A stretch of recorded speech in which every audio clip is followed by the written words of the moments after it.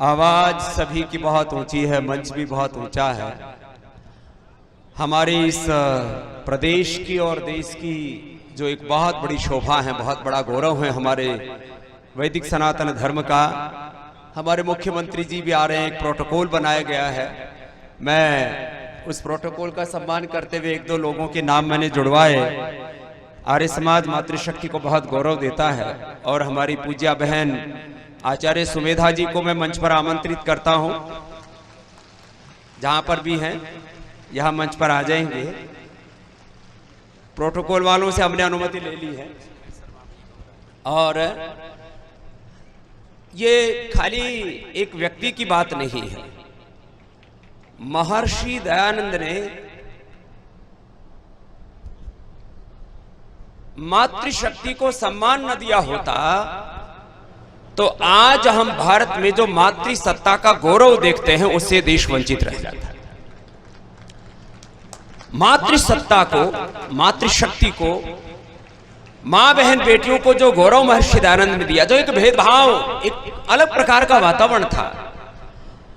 महर्षि दयानंद के जन्म के समय जो जिनको तथाकथित नीची जातियां कह करके जो अवहेलना की जाती थी, ये जो पूरे समाज से भेदभाव को खत्म किया, जातियों के नाम पर ऊंच नीच, महिलाओं और पुरुषों के नाम पर जो ऊंच नीच, अलग अलग प्रकार से जो समाज में भेदभाव की दीवारें खड़ी की गई, उसको तोड़ने का सबसे बड़ा साहसिक कार्य किसी महापुरुष ने इस ज्ञात इतिहास में किया तो महर्षि दयानंद सरस्वती। और उनके हम वंशज हैं, अनुगामी हैं, उनके विचारधारा के हम उत्तराधिकारी हैं। और आज आर्य समाज का आर्यवीर दल के माध्यम से यह जो आयोजन हो रहा है उसके लिए श्रद्धेय आचार्य स्वदेश जी का एक बार बहुत बहुत अभिनंदन है। एक महापुरुष, एक योगी, एक आचार्य, एक सन्यासी। आप गुलाटी बहन जी के बगल में बैठ जाओ, ज्योति जी के बगल में। तो एक बड़ी बात मैं आपको कहना चाहता हूं। हम बचपन में जब सरकारी स्कूल में पढ़ा करते थे, महर्षि दयानंद का सत्यार्थ प्रकाश पढ़ने के बाद मन में इस मैकाले की शिक्षा पद्धति के खिलाफ एक विद्रोह पैदा हुआ कि मुझे अंग्रेजों की शिक्षा पद्धति के अनुरूप नहीं पढ़ना, मुझे गुरुकुलीय परंपरा में पढ़ना है। और हमने इस मेन स्ट्रीम एजुकेशन से हटकर के गुरुकुल में शिक्षा दीक्षा पाई। आज इस गुरुकुलीय शिक्षा पद्धति का यदि कहीं समग्र रूप से उसकी दिव्यता के साथ कहीं पर वहां भारतीय शिक्षा पद्धति कहो, गुरुकुलीय गुरु शिष्य परंपरा कहो, वो कहीं पर जिंदा है तो मात्र केवल और केवल आर्य समाज में जिंदा है। बाकी गुरु शिष्य परंपरा, गुरुकुलीय परंपरा ध्वस्त हो चुकी थी। और आर्य समाज में भी बेटियों को शिक्षा दीक्षा देने का जो कभी वैदिक काल में हुआ करता था कि हमारी बेटियां वेद की ऋचाएं गाया करती थी, और वेद की ऋचाएं नहीं गाती थी, वेद के ऋचाओं के अनुरूप जीवन जीते हुए ऐसी ब्रह्मवादिनी ऋषिकाएं हुआ करती थी, उसका मूर्त रूप कहीं है तो ये मुरादाबाद के ही जिले के एक छोटे से गांव में चोटीपुरा में गुरुकुल चोटीपुरा के अंदर है। ये आर्य समाज क्या है, उसका एक मूर्त दर्शन है। इसलिए मैंने पूज्या हमारी श्रद्धामयी बहन सुमेधा जी को मंच पर आमंत्रित इस रूप में किया। आज से लगभग 30 वर्ष पहले जब मैं हरिद्वार में आया था, उस समय मैंने गुरुकुल आकर के देखा नितांत भाव के बीच में किस प्रकार से आर्य समाज की ज्योत को जलाए रखना, महर्षि दयानंद के सपनों को साकार करते हुए, यदि इस ज्ञात इतिहास में महर्षि दयानंद के सपनों को साकार करने के लिए एक गुरुकुलीय परंपरा का बीज यदि गुरुकुल कांगड़ी में स्वामी श्रद्धानंद ने बोया, तो बेटियों को प्रामाणिकता के साथ शिक्षा दीक्षा देते हुए एक आदर्श किसी ने काम किया महर्षि दयानंद के सपनों को पूरा करने के लिए, तो पूज्या हमारी बहन सुमेधा जी ने किया। इस बार जोरदार अभिनंदन होना चाहिए। इस मात्र एक जिले की बात नहीं है, मुरादाबाद की बात नहीं है, ये एक राष्ट्रीय गौरव की बात कि किस तरह से जब मैं गुरुकुल चोटीपुरा की बहनों को देखता हूं तो मेरा हृदय श्रद्धा से, प्रेम और करुणा से आप्लावित हो जाता है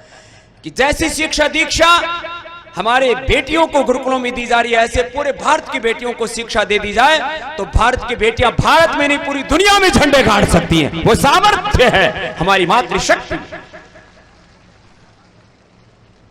एक बड़ी बात मैं आपको कहना चाहता हूं, हम बचपन में जब सरकारी स्कूल में पढ़ा करते थे, महर्षि दयानंद का सत्यार्थ प्रकाश पढ़ने के बाद मन में इस मैकाले की शिक्षा पद्धति के खिलाफ एक विद्रोह पैदा हुआ कि मुझे अंग्रेजों की शिक्षा पद्धति के अनुरूप नहीं पढ़ना, मुझे गुरुकुलीय परंपरा में पढ़ना है। और हमने इस मेन स्ट्रीम एजुकेशन से हटकर के गुरुकुल में शिक्षा दीक्षा पाई।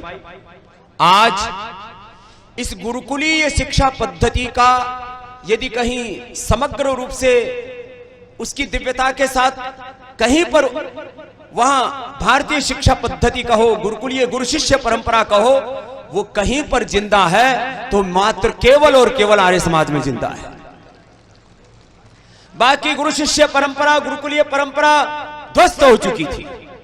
और आर्य समाज में भी बेटियों को शिक्षा दीक्षा देने का जो कभी वैदिक काल में हुआ करता था कि हमारी बेटियां वेद की ऋचाएं गाया करती थी, और वेद की ऋचाएं नहीं गाती थी, वेद के ऋचाओं के अनुरूप जीवन जीते हुए ऐसी ब्रह्मवादिनी ऋषिकाएं हुआ करती थी, उसका मूर्त रूप कहीं है तो ये मुरादाबाद के ही जिले के एक छोटे से गांव में चोटीपुरा में गुरुकुल चोटीपुरा के अंदर है। ये आर्य समाज क्या है उसका एक मूर्त दर्शन है। इसलिए मैंने पूज्य हमारी श्रद्धामयी बहन सुमेधा जी को मंच पर आमंत्रित इस रूप में किया।